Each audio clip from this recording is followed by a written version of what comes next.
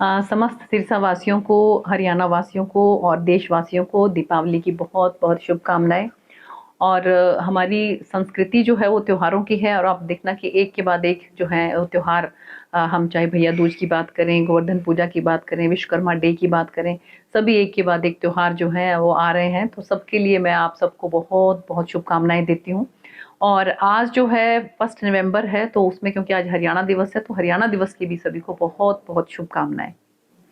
देखिए, हरियाणा का इतिहास तो सर्वविदित है। सब जानते हैं कि हरियाणा के लोग जो हैं वो बहुत समझदार हैं। बड़ा समझदारी के साथ जो है, जिस तरह से आपने देखा होगा कि भारतीय जनता पार्टी को तीसरी बार जो है वो मौका दिया है, और हमारे नायब सिंह सैनी माननीय मुख्यमंत्री जी ने दूसरी बार शपथ ली है। और इसके साथ साथ हिंदुस्तान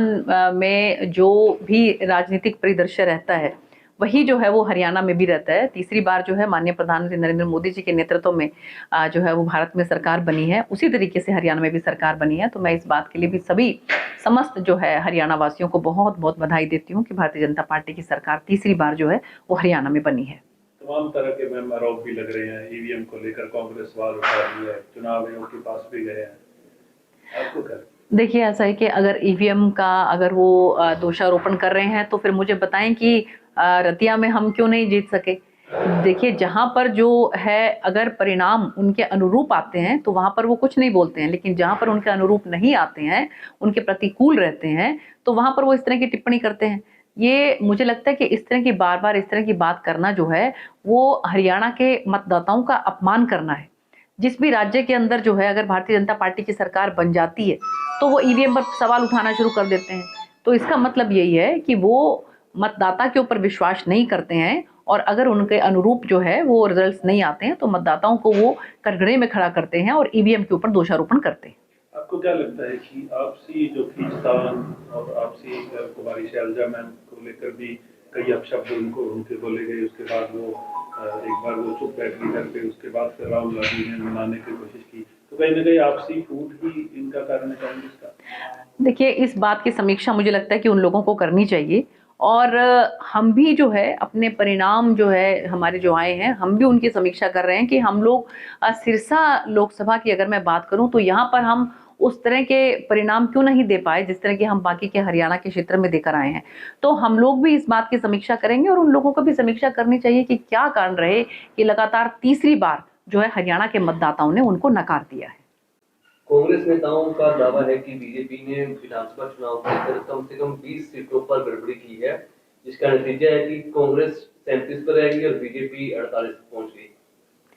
देखिए, मैंने जैसा पहले भी आपको कहा है कि अगर जो रिजल्ट्स हैं वो उनके अनुकूल नहीं आते हैं, तो वो ईवीएम के ऊपर दोषारोपण करते हैं।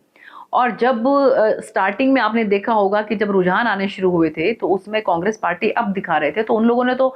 जो है वो ढोल बाजे और रथ वगैरह सब कुछ तैयार कर लिया था। तो तब उनको नहीं लग रहा था कि ईवीएम जो है उसके अंदर कुछ गड़बड़ हो सकती है। और जैसे जैसे नतीजे जो है वो भारतीय जनता पार्टी के पक्ष में आने लगे, तो उसके हिसाब से उन्होंने, हमने पहले ही कह दिया था कि अब ये है ईवीएम के ऊपर दोषारोपण करेंगे। और अब देखिए कि कांग्रेस की सरकार तेलंगाना में है, कांग्रेस की सरकार जो है वो आपके हिमाचल प्रदेश में भी है। तो तब ये वहां के लिए ये बात क्यों नहीं कहते हैं ये। तो मुझे लगता है कि ये इस तरह की बात बार बार कहना जो है वो प्रदेश के मतदाताओं को जो है वो उनका अपमान करने वाली बात है। तो इस तरह की बात करने से ये उसका कोई उनको लाभ मिलने वाला नहीं है, बल्कि आने वाले समय में भविष्य के अंदर इसका और उनको नुकसान हो सकता है कि जो मतदाता ने अपना जो है वो एक मैंडेट दिया है, तो उसका उसको ये क्यों नहीं स्वीकार करते। आपने रतिया से विधानसभा चुनाव लड़ा, हालांकि 60,000 से ज्यादा वोट आपको मिले। जी। अब सरकार में आप नहीं हैं, विधायक नहीं बन पाए हैं आप, अब आगे की राजनीति के लिए आपकी क्या रणनीति रहेगी? देखिए, भारतीय जनता पार्टी का जो कार्यकर्ता है वो एक अनुशासित कार्यकर्ता है। तो मैं भी भारतीय जनता पार्टी के एक निष्ठावान और अनुशासित कार्यकर्ता हूँ। जो भी संगठन मेरे बारे में सुनिश्चित करेगा, मैं उसको बड़ी ईमानदारी के साथ निभाऊंगी। और भविष्य में, अब जैसे कि अभी मुझे आज ही मैसेज मिला है कि महाराष्ट्र के अंदर जैसे चुनाव है, तो वहाँ पर मेरी जिम्मेवारी लगने वाली है। तो इस तरह से जहाँ कहीं पर भी कोई जिम्मेवारी संगठन मेरी लगाएगा, तो मैं उसको शिद्दत के साथ निभाऊंगी। मैम सिरसा से सांसद रही, 10 साल भारतीय जनता पार्टी की सरकार रही, तमाम तरह के विकास कार्यों की पार्टी दावा करती है सरकार ने करवाए, उसके बावजूद भी सिरसा विधानसभा की 500 सीटों की अगर बात करें तो भारतीय जनता पार्टी कोई खास कर नहीं पा रही, यहाँ तक कि नॉमिनेशन बड़ा रोहतास जान रही है, उनको भी वापस करवा दिया है गोपाल कांडा के समर्थन में। देखिए मुझे जी जमानतें भी जब्त हुई। मुझे ये लगता है कि 2019 के अंदर जो सिरसा लोकसभा की जनता ने भारतीय जनता पार्टी के ऊपर विश्वास व्यक्त करके यहाँ से मुझे सांसद बनाकर और एक सम्मानजनक तरीके से 3,10,000 के करीब वोटों से जिताकर जो मुझे लोकसभा में भेजा था, तो उसको गति को जो है वो जो है सरकार की तरफ से भी कहिए कि संगठन की तरफ से भी कहिए कि एक जो गति उसको प्रदान करने की जरूरत थी। कुछ कोरोना बीच में आ गया, कुछ किसान आंदोलन वगैरह रहे, तो मुझे लगता है कि ये भी एक समीक्षा का विषय है कि हम लोग इतने अच्छे मैंडेट के बावजूद जो है इसको हम लोग क्यों नहीं संभाल पाए। मुझे लगता है कि एक बहुत बड़ा कारण इसका ये भी रहा कि जो 2024 के अंदर जो लोकसभा का जो टिकट वितरण, जो खासकर हम यहाँ की बात करें कि जिस इंसान के ऊपर पार्टी ने इतना विश्वास व्यक्त किया, उस विश्वास को जो है एकदम से भंग करते हुए सबसे पहले तो 2,80,000 से उनका हारना और उसके बाद विधानसभा के चुनाव के बीच में एकदम से वापस जो है वो कांग्रेस पार्टी के अंदर भाग जाना, तो ये लगता है कि संगठन के जो हमारे कार्यकर्ताओं हैं उनके अंदर भी इस बात को लेकर बहुत निराशा रही और जो मतदाता हैं उन्होंने भी अपने आप को बड़ा ठगा सा महसूस किया कि जिस कैंडिडेट को वो लोग अब से 15 साल से जो है वो लगातार जो है वो उनके ऊपर विश्वास नहीं व्यक्त कर रहे थे। 2009 में वो एक बार जैसे यहाँ से सांसद बने थे, उसके बाद 2014 में वो नहीं बने, 2019 में वो नहीं बने, तो 10 साल से लगातार जिनको नेग्लेक्ट करते आ रहे थे तो उन्हीं को जो है फिर 2024 में स्वीकार करना पड़ा। मुझे लगता है कि ये कहीं पर जो है यहाँ के मतदाताओं को बात हजम नहीं हुई और इसके साथ साथ जो है हमारे संगठन के जो कार्यकर्ता हैं उनको भी जो है ये बात जो है नागवार गुजरी और उसकी बदौलत जो है जिस तरह का नुकसान हमें लोकसभा के अंदर हुआ, 6 लाख के करीब, आप मानिए कि 3,10,000 से हमने जीत दर्ज की थी, 2,80,000 के करीब से जो है हम लोग चुनाव हारे, तो टोटल अगर इसको मिला लें तो 6 लाख के करीब जो है मतदाताओं को हमने खो दिया। तो इतने बड़े मैंडेट को जब आप खो देते हैं तो उसको वापस से विधानसभा के अंदर पाना मुझे लगता है कि बहुत ही टेढ़ी खीर थी। लेकिन फिर भी अगर हम बात करें फतेहाबाद जिले की बात करें तो वहां पर हमने बहुत कोशिश की और 64-65 हजार के करीब के वोट जो है हमें वहां से प्राप्त हुए और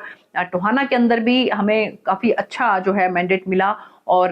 फतेहाबाद के अंदर भी हमें बहुत अच्छे वोट प्रतिशत मिले, लेकिन हम जीत नहीं पाए, उस बात का हमें अफसोस है। मैडम, जीत का जश्न होता है, आपकी पार्टी ने जश्न भी किया होगा, लेकिन हार का मंथन होता है क्या? रतिया में हार का मंथन हुआ, क्या कारण रहे, किस कारण से आप वो एक आंकड़ा नहीं छू पाए?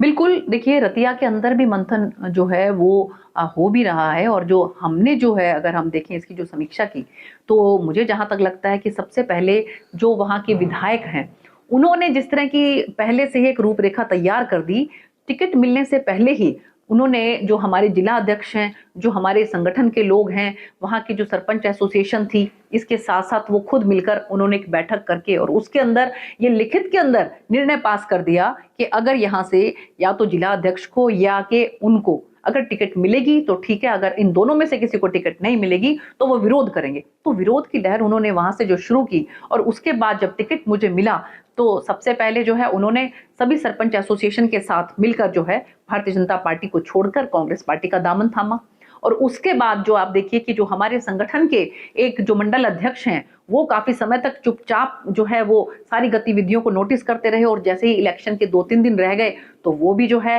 वो कांग्रेस पार्टी के अंदर दौड़ के चले गए। और इसके अलावा माननीय हमारी सांसद जो हैं हेमा मालिनी जी, उनका कार्यक्रम मैंने बहुत उनसे रिक्वेस्ट करके लिया था क्योंकि मेरे साथ वो 17वीं लोकसभा के अंदर सांसद रही थी और वो कार्यक्रम जो है हमारा रतिया का 10,000 से भी ज्यादा लोग जो हैं उनका इंतजार करते रहे, लेकिन वो ऐन मौके पर जो है कुछ टेक्निकल इश्यूज की वजह से वो कार्यक्रम रद्द हो गया। तो और इसके बाद फिर क्या हुआ कि जो हमारे यहाँ से सांसद का चुनाव लड़े अशोक तंवर जी, वो एकदम से जो है वो भागकर फिर से कांग्रेस पार्टी के अंदर चले गए। तो ये बहुत से ऐसे कारण रहे कि जिसकी बदौलत जो है हम लोग वो आंकड़ा नहीं छू पाए, लेकिन फिर भी मैं 65,000 लोगों को बहुत बहुत बहुत बहुत धन्यवाद करती हूँ कि उन्होंने हम पर फिर भी विश्वास व्यक्त किया। देश दुनिया की हर खबर सबसे पहले देखने के लिए फॉलो करें Dainik Savera TV, YouTube, Facebook, Instagram, X और व्हाट्सएप चैनल पर।